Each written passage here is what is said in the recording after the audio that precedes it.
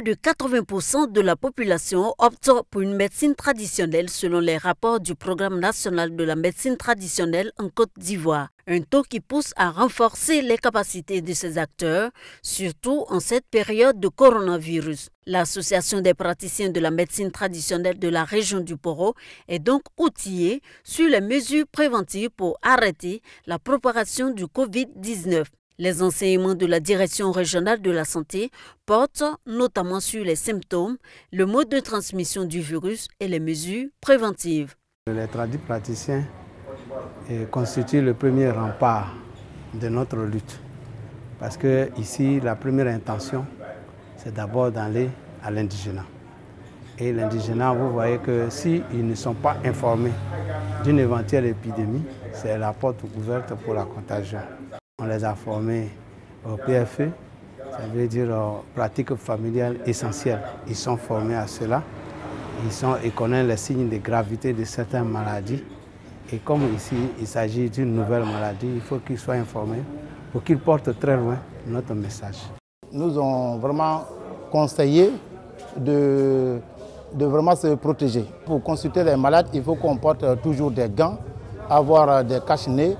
Et une fois des gants utilisés pour une première fois, il faut que ces gants soient vraiment jetés à la poubelle et renouveler les gants pour un nouveau malade. Tout cas suspect est à signaler à la Direction régionale de la santé et de l'hygiène publique pour une prise en charge. Ces praticiens de la médecine traditionnelle seront également formés à la recherche de toute personne ayant été en contact avec un malade.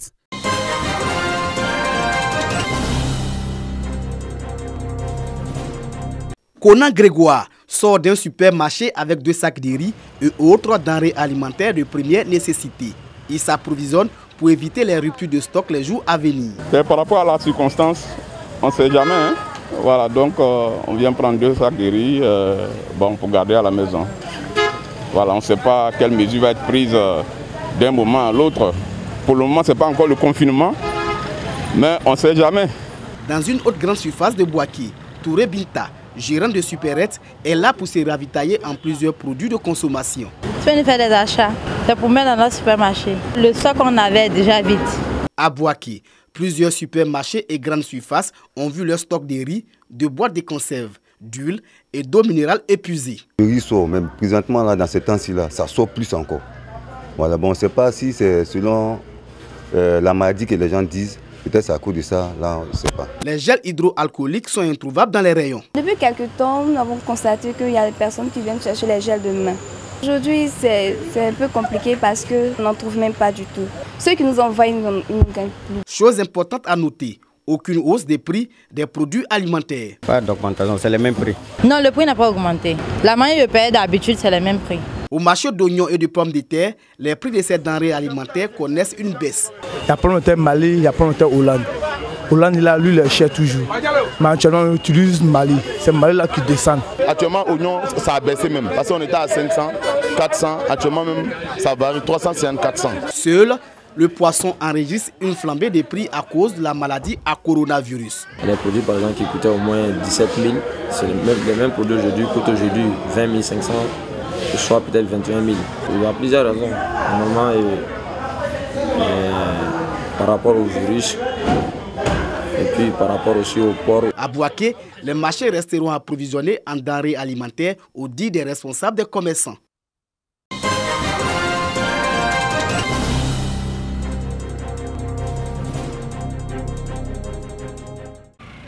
« 24 morts, 109 blessés dans 76 accidents de la circulation en 2018. En 2019, au premier semestre, 45 accidents, 89 blessés et 7 tués. Ce sont les statistiques de Korogo, chef-lieu du Poro. Un bilan qui préoccupe le Haut Conseil du transport routier de la région. Comme solution, la professionnalisation du secteur avec la délivrance d'un certificat d'aptitude à la conduite routière, vision du gouvernement. Si chaque chauffeur a son certificat d'aptitude, je pense que ça va diminuer les accidents. Un camion qui fait un accident, le chauffeur, s'il est responsable, lui, on va le radier. Et dans la même ville de Korogo, il ne pourra plus prendre, il ne pourra plus être exercé. En plus de cette sensibilisation dans les différentes artères de la ville, 400 acteurs sont formés par les agents de l'Office de sécurité routière OSER. Une action qui s'inscrit dans le cadre des activités de la structure afin de réduire le nombre d'accidents en Côte d'Ivoire. Il était important pour ceux vraiment qui utilisent cette route-là d'être formés aux techniques de gestion déjà de l'entreprise de transport pour pouvoir mieux gérer l'entreprise, avoir plus de rentabilité, appliquer les bonnes pratiques en matière de gestion d'entreprise de transport. Une initiative bien accueillie par ces différents acteurs.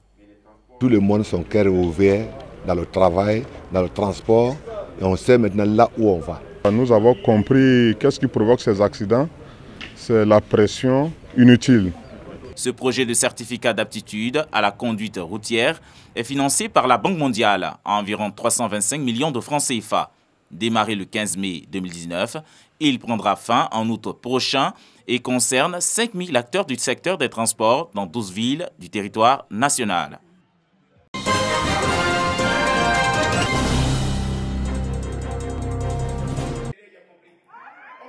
Scène de violence dans un ménage, l'homme bat sa femme pour n'avoir pas fait ses devoirs conjugaux. Nous sommes pourtant en période électorale. La victime consacre son temps à la pacification du climat social. Ce sketch donc pour dire non aux violences et notamment aux violences faites à la femme en temps d'élection. La femme, ce sujet vulnérable, tout aussi capable de contribuer à la quête et à la consolidation de la paix avant, pendant et après des élections. Mais comment? Les femmes doivent trouver les mots pour enlever des esprits de tous la violence. Elles doivent user de la persuasion, elles doivent être vigilantes aux tensions qui se créent dans les quartiers entre elles. Ôter toute barrière, tout préjugé de pro-X ou pro-Y. Les médias et autres réseaux sociaux, la femme devrait s'en servir comme support pour ces messages de tolérance, de pardon et d'union. Il s'agit ici, toujours selon la conférencière, pour la femme de rester sourde aux discours de haine et de division pour servir de vecteur de paix au regard des enjeux d'une élection sans heurts. Le fait de se lever dans la paix, aller vaquer à ses occupations et rentrer tranquillement le soir est une grâce que certains pays tels que la Libye, la Syrie cherchent actuellement. Sans la paix, rien n'est possible, absolument rien.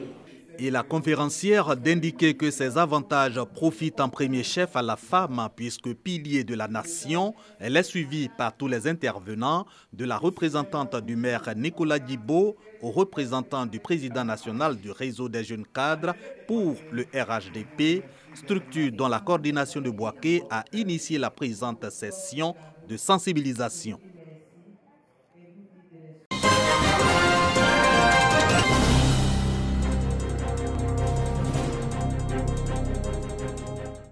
Un défilé d'institutrices en uniforme et des collégiennes sous le regard admiratif d'autres associations de femmes venues de tous les contrées du département. Bienvenue à la célébration de la femme autonome et de ses droits à Tahabo, département de la région de l'Agnébitiassa. La ville rend hommage à la femme citadine ou rurale pour sa contribution au développement, à la cohésion sociale et la paix dans le département. Célébrer la femme parce que la femme c'est la vie. Et la vie est unique.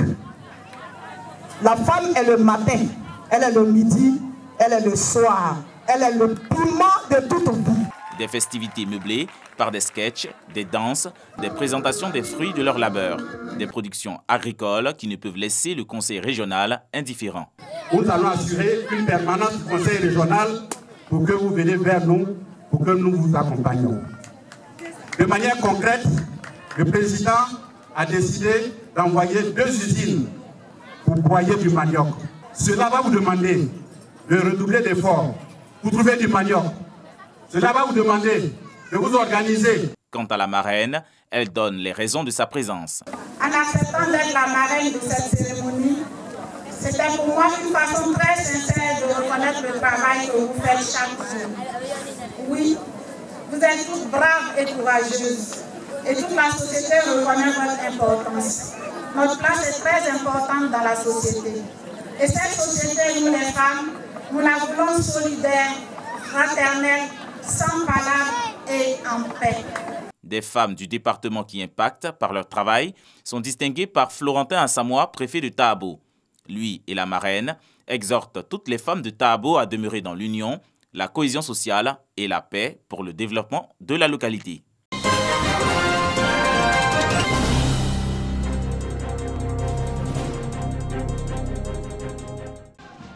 À Bondoukou, dans la région du Gontougo, les femmes de l'église baptiste libre œuvrent en faveur de la lutte contre les grossesses en milieu scolaire.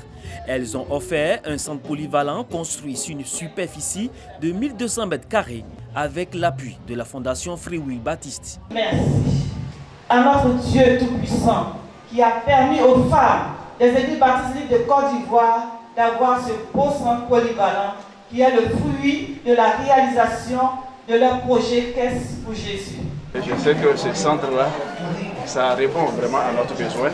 Nous ne sommes pas là seulement que pour prêcher le spirituel, mais il faut aussi poser des actes pour pouvoir aider les âmes, pour pouvoir aider le physique aussi à pouvoir s'améliorer. D'un coût de plus de 90 millions de francs CFA, le centre polyvalent de Bondoukou permettra d'héberger les jeunes filles et élèves sans abri au cours de l'année scolaire. En plus de cet édifice, des vivres et des non-vivres ont été remis à la prison civile et au centre hospitalier régional de Bondoukou.